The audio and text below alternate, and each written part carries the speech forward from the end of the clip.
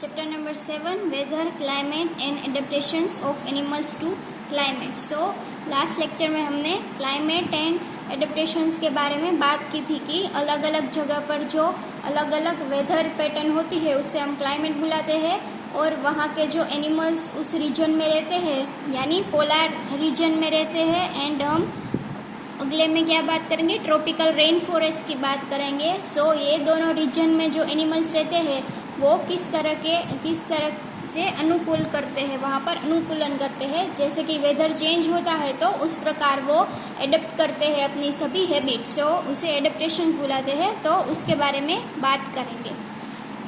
Activity 7.2, take an outline map of the world, mark the polar region in blue, similarly mark the tropical regions in red.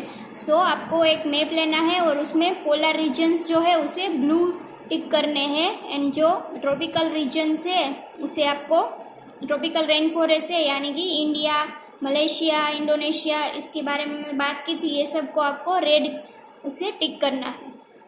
The polar regions present an extreme climate. These regions are covered with snow and it is very cold for most part of the year. So polar regions जो है ये ध्रुवीय प्रदेश है, वो बहुत ही ठंडी climate है यानी वहाँ पर बहुत ज़्यादा बर्फ़ गिरती है। सो वहाँ की वेदर पैटर्न है वो बहुत ही ठंडी है, तो हम उसे ठंडा कूल क्लाइमेट बुला सकते हैं हम उसे।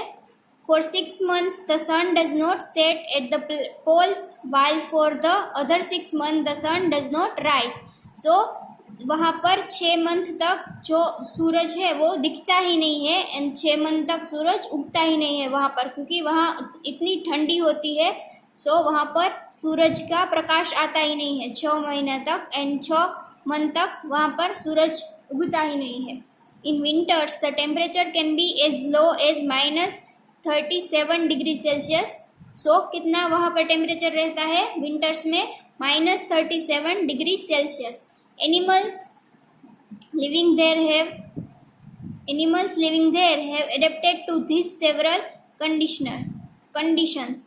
Let us see how they are adapted by considering the examples of polar bears and penguins. So हम यहाँ पर पोलर रीजन में जो एनिमल्स रहते हैं उसका एग्जाम्पल लेंगे और वहाँ पर वो कैसे अनुकूलन करते हैं, अकॉर्डिंग वहाँ का वेदर जो होता है उसके अकॉर्डिंग कैसे वहाँ पर एडेप्ट करते हैं अपनी हैबिट्स, उसके बारे में हम बात करेंगे। सो यहाँ पर 2 एनिमल्स के बारे में हम मेनली बात करेंगे, polar bears and penguins. Polar bears have white fur so that they are not easily visible in the snowy white background. सो जो पोलर बियर है उनको वो वाइट कलर के होते हैं और उसके बॉडी पर वाइट फर होते हैं, जो जिसके रीजन से वो स्नो बैकग्राउंड है जहाँ पर बहुत ज़्यादा पोलर रीजन में स्नो गिरता है तो वहाँ पर वो दिखते नहीं है क्योंकि उसके वाइट फर होते हैं। सो बैकग्राउंड में वो मिक्स हो जाते हैं, सो वो विजिबल नहीं होते easily. Page number 73, it protects them from their predators. It also helps them in catching their prey.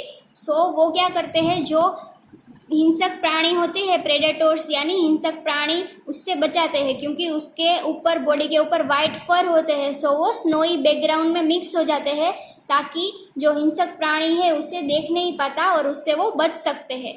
It also helps them in catching there pray, और शिकार करने में भी उसे मदद करते हैं क्योंकि अगर उसका शिकार होगा और उसे देख लेगा तो वो भाग जाएगा, बट वो बैकग्राउंड में मिक्स हो जाएगा जो बियर है वो अपने स्नोई फर की वजह से, इसीलिए वो उसका शिकार करने में उसे इजी रहता है। To protect them from extreme cold they have 2 thick layers on fur. They also have a layer of fat under their skin. So वहाँ पर ज़्यादा ठंडी होती है, सो उसके वजह से उसकी बॉडी में क्या होता है, फैट का लेयर होता है, और फर के नीचे एंड स्किन के नीचे भी चर्बी उसकी ज़्यादा होती है ताकि उसे ठंडी कम लगे। In fact they are so well insulated that they have to move slowly and rest often to avoid getting overheated.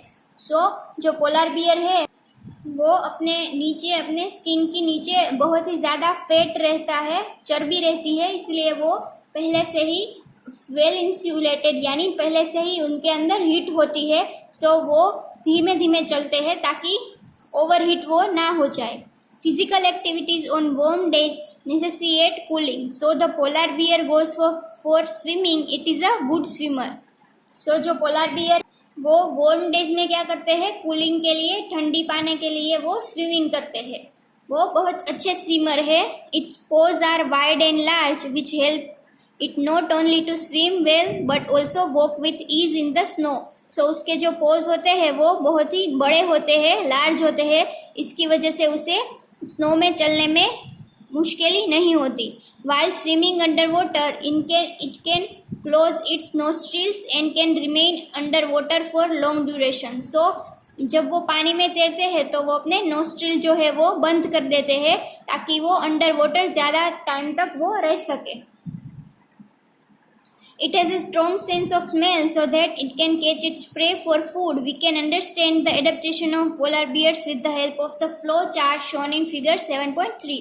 So, उसके जो शिकार करने जब वो जाते हैं तो उसकी सूंघने की जो शक्ति है, क्षमता है, स्ट्रॉन्ग सेंस होती है उसकी स्मेलिंग की, ताकि वो अपना शिकार जल्दी से फाइंड कर सके। सो फिगर 7.3 में एडेप्टेशन ऑफ पोलर बियर है, उसका पूरा चार्ट है, वो हम नेक्स्ट लेक्चर में पढ़ेंगे।